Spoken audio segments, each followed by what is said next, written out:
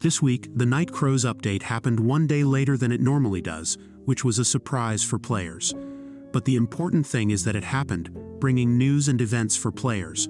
One difference is that this week, along with the check-in and mission completion events, which are more common, we will have a good number of events related to the overwhelming land in its normal and global versions. In addition, there are many more changes coming. So come check it all out. Nightcrows events. This week's check-in event doesn't have that many interesting rewards. We will have Crystal of Liberation, Refining Stone, Fountain of Development, Papyrus, Compound Reagent, Moonstone and Golden Chest. In other words, most of the items are easy to find in the game. Perhaps of all the items, Papyrus is the one that has the greatest utility, as it can be used in some crafting. Now regarding the mission completion events, we will have some new events of this type that are worth highlighting. The first of these is the Sparkling Crafting Aid, which will reward you with some rare materials and scrolls to help you craft items. However, to get the rewards you will need to rain 15 pieces of equipment, strengthen 20 pieces of equipment, and dismantle 30 pieces of equipment, that is, a little bit of each function. The next quest completion event is focused on crafting the Epic Glider, because it rewards you with pieces of blue sky when you use the rare and Epic Glider boxes. It is worth remembering that this is a good event to do when you have a lot of resources to spare, because the chance of getting a good glider is low, so it might be better to focus on improving your character's stats in other ways. Changes to the battlefront, starting with the most common battlefront, Kildabot. The map has been changed, now having a lake in the center of the map, causing some areas that were in that region to be changed, causing the regions where the monsters would appear to have some changes and reducing the hunting area.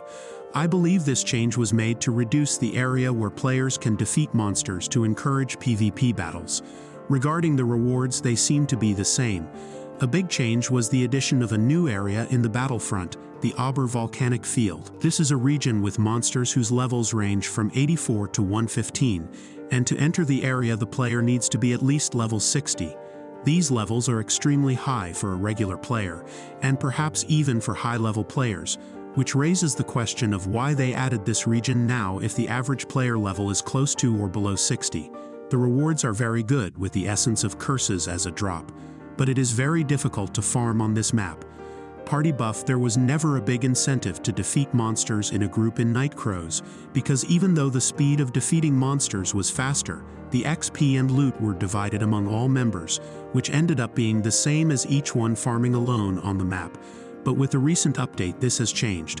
Now, depending on the number of people in the party, a bonus is applied to the players, starting with plus 10% XP for 2 people, 15% for 3 in the party, 20% for 4 people. But the main thing will be when there are 5 members, that is, a full party, that the XP will increase by 25%, and there will be a rate of obtaining items of plus 5%, which will improve the rewards. Battlefront-related events. One of the focuses of this update was to give more attention to the Battlefront, which is the region where the PvP combat of the Nightcrows game takes place most frequently. To this end, we will have 2 new events related to this region. The first is already known to players, which is the Merit Badge Obtainment Increase event, which provides a 50% bonus when defeating Battlefront monsters during the event period. The second event is new, never before seen in Nightcrows.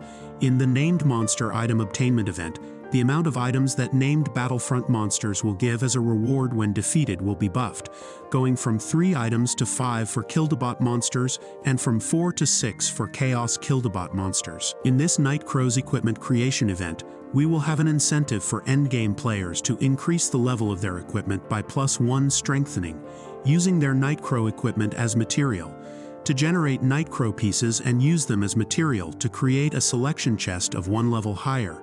However, it seems that this event will be complicated for all players to do, because it will use items that are difficult to obtain in Nightcrows. Share in the comments which of these changes impacted your gameplay the most, and which one did you like the most.